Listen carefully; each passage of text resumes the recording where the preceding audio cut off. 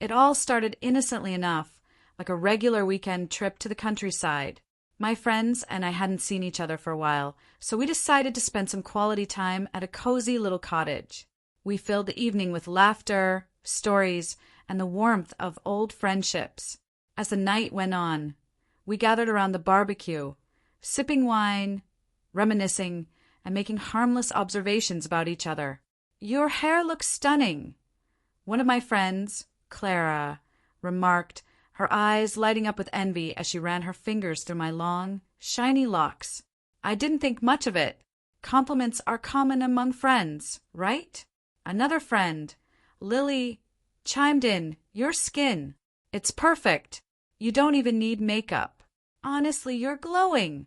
She sounded genuinely impressed. I smiled, feeling the warmth of their admiration. Then Sophie, our third companion, raised her glass and winked at me. "You've lost weight. You're in amazing shape, girl. What's your secret?" "You're glowing." I laughed it off, thinking nothing of the compliments. It was all light-hearted, friendly banter, the kind of talk we always shared when we were together. But that night, something began to change, something dark and sinister. What was supposed to be a carefree, joyful evening would soon become a memory I would wish I could forget. A few days after that weekend, I noticed a strand of my hair on my pillow. It was strange, but I didn't pay much attention. Then, the next morning, there were more small clumps of hair scattered across my pillowcase like fallen leaves. It unnerved me, but I brushed it off as stress. After all, we'd been busy moving and juggling work. It had to be just exhaustion, right? But things got worse. My once smooth, flawless skin began to break out. Pimples sprouted overnight, leaving my face blotchy and gray. No amount of makeup could hide the sudden change. When I looked into the mirror, I barely recognized myself. Dark circles under my eyes, blackheads taking over my once clear complexion. It was as though my reflection was decaying piece by piece. As if that wasn't bad enough, my hair, my once thick, luscious hair, turned into something unrecognizable. It became dull, lifeless, tangling into clumps I couldn't comb out no matter what I tried. Every time I brushed it, more hair fell out in shreds, like strands of my identity slipping away. While I tried to deal with my own disturbing changes, my sister Sarah, who had also joined us that weekend, began experiencing strange symptoms as well. I noticed the shift almost immediately. Her normally lean, athletic frame was quickly replaced by puffiness. She gained weight rapidly, but it wasn't natural. She became swollen, her skin puffy, her eyes tired and sunken. She, too, was beginning to look unrecognizable. "What's happening to me?" she asked one morning, her voice filled with fear as she examined her bloated reflection in the mirror. "I don't even look like myself anymore." I didn't have an answer for her, but I knew something wasn't right. Something dark had latched onto us. Weeks passed, and nothing improved. In fact, everything got worse. My once vibrant, healthy appearance was a distant memory. I had become frail, my hair barely clinging to my scalp, my skin pale and filled with blemishes. Every attempt to reverse the damage, hair treatments, skincare regimens, diets, failed miserably. Sarah fared no better. Her body continued to swell unnaturally, and no amount of exercise or dieting seemed to help. Her frustration grew into despair. The worst part was that there was no medical explanation. Doctors had no answers. "It's just stress," they said, but we knew deep down that this wasn't normal. It wasn't stress. It was something far worse. In desperation, I started retracing my steps, thinking about when things began to go wrong. And it all pointed back to that night at the cottage. The compliments, the strange shift in energy as my friends had praised me. It felt off in hindsight. But how could a few innocent compliments have caused this nightmare? I started talking to Clara, Lily, and Sophie again, subtly probing, but they seemed perfectly fine, glowing even. Clara's hair was shinier than ever. Lily's skin was flawless, and Sophie's figure was enviable. They hadn't experienced any of the horrors Sarah and I were enduring. I couldn't shake the feeling that something from that weekend was responsible for this curse that had taken hold of us. One night, while going through old family photographs, I stumbled upon something that sent a chill down my spine. Among the photos was an old family picture of my great-grandmother standing in front of the very cottage we had visited. Beside her stood a woman with eerily similar features to Sophie, my friend. The resemblance was uncanny. I showed the picture to my mother, who grew pale when she saw it. "That's Clara. She was known for her beauty, but there were always whispers in the village. People believed she had a gift or a curse. They said she could transfer her beauty to others, but it always came at a cost. A curse! Could Sophie or her family be linked to this?" Fear consumed me as I began researching curses, beauty spells, and ancient rituals. Everything pointed to one conclusion. Something supernatural had been unleashed that night. Perhaps unknowingly, or perhaps intentionally, we had been marked by a curse linked to vanity, one that fed on compliments and transferred beauty from one to another. I knew I needed help, but I didn't know where to turn. That's when I sought out an old friend of my mother's, a woman named Mara, who is known for her knowledge of the occult. When I explained everything to her, Mara didn't seem surprised. "Compliments can be powerful," she said. "They can either empower or curse. If someone envies you, that energy can turn dark." Mara offered to help, but it wouldn't be easy. She explained that the curse could only be broken through a ritual, one that would require Sarah and me to confront the source of the curse directly, Sophie.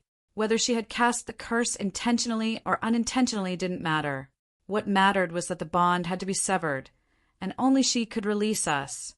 It would require confronting her, but I wasn't sure how.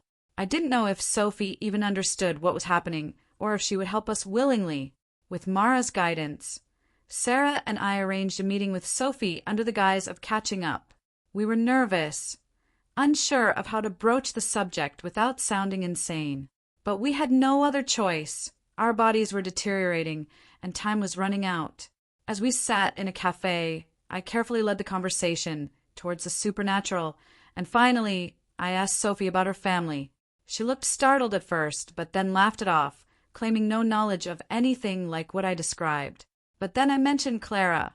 Her laughter stopped, her eyes narrowed, and for a moment I saw something dark flicker in them. Sophie hesitated, her hands trembling slightly. Then she confessed, "It wasn't supposed to be like this. It's something passed down in my family. I didn't mean to hurt you, I swear. It's just, sometimes beauty fades, and I didn't want that to happen. My grandmother taught me things, spells, but I didn't think they worked." "Why us?" Sarah asked, her voice filled with pain. Sophie looked down, ashamed. "I didn't know it would happen to you. I thought it was harmless. I thought it would just help me." Sophie was desperate to make amends. She agreed to participate in the ritual with Mara's help. According to Mara, the ritual would require Sophie to return what she had taken, knowingly or not. It would be dangerous, and if not done correctly, it could backfire. We gathered at Mara's house one dark evening, prepared for whatever lay ahead. Mara lit candles around us and began chanting in a language I didn't understand. Sophie stood across from me, her face pale and filled with regret. Sarah and I held hands, hoping for some kind of release from this nightmare. As the chanting grew louder, I felt a strange pull, as though something inside me was being drawn out. My hair moved unnaturally, as though caught in a breeze, and I saw Sarah's swollen features start to shift. Suddenly, Sophie let out a gasp and stumbled backward. Mara's chanting grew more intense, but Sophie began to resist. "It's too much," she cried, tears streaming down her face. "I can't. I don't want to lose it." For a moment, it seemed like Sophie might refuse. But then Mara's voice boomed through the room and the energy shifted. With one final scream, Sophie collapsed, and a wave of cold air rushed through the room. When we awoke the next morning, everything felt different. My skin was clearer, my hair had regained some of its shine, and Sarah's swelling had gone down. It wasn't perfect, but it was a start. Sophie, on the other hand, looked different older, frielier. She had given up what she had taken, and in doing so, she had paid the price. It took time, but eventually Sarah and I fully recovered. The ordeal had taken its toll, both physically and emotionally, but we had learned a valuable lesson about envy, beauty, and the hidden dangers of vanity. As for Sophie, we never saw her again after the ritual. She moved away, disappearing from our lives as quickly as she had entered them. We may never know if the curse had been broken for good, but we knew one thing for sure. Beauty isn't worth sacrificing your soul for. Months passed since the ritual, and life slowly returned to normal for both Sarah and me.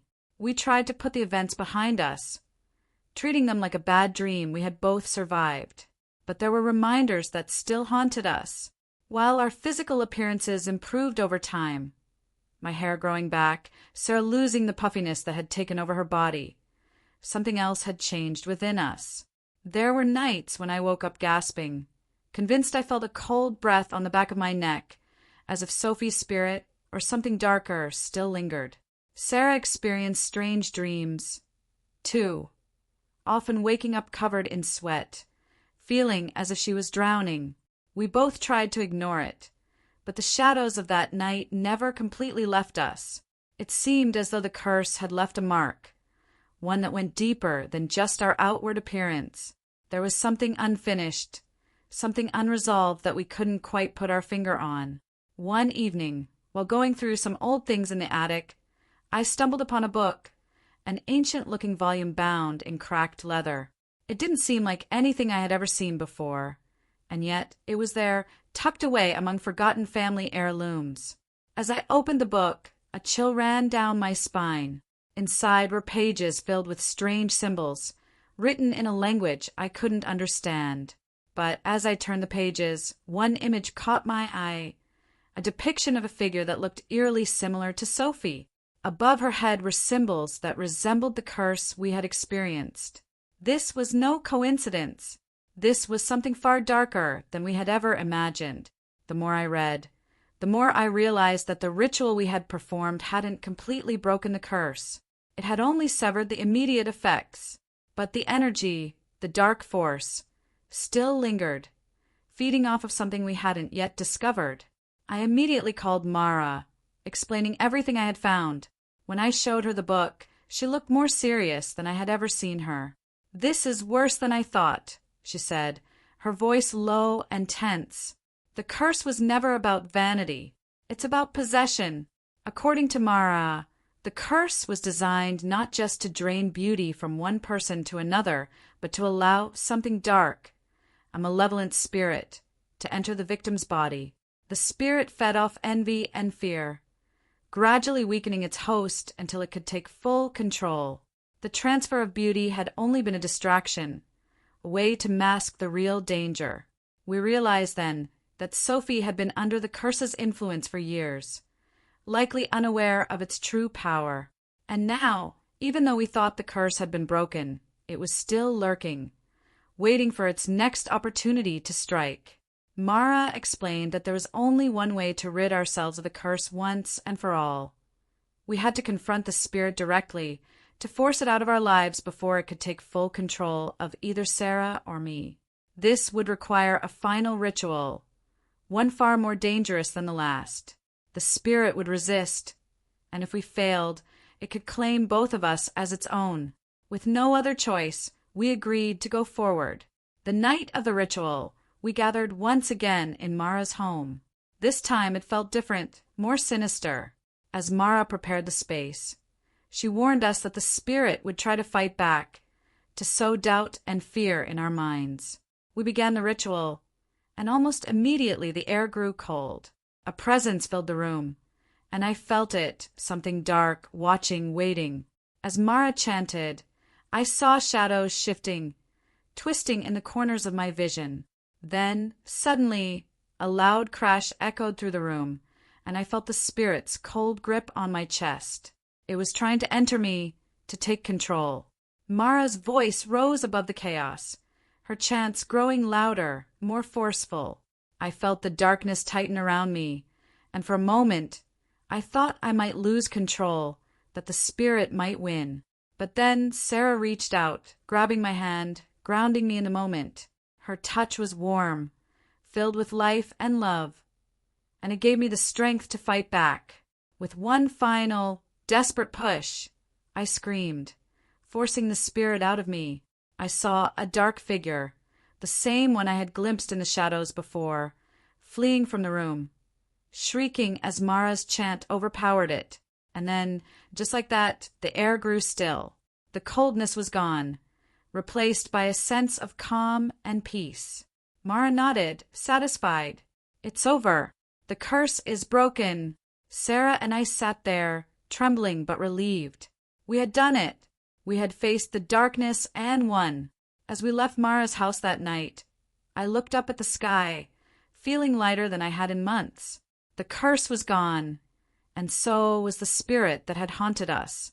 The nightmare was finally over, but I knew one thing for sure. I would never forget the power of envy or the darkness it could bring into one's life. And I would never take the simple compliments of friends lightly again.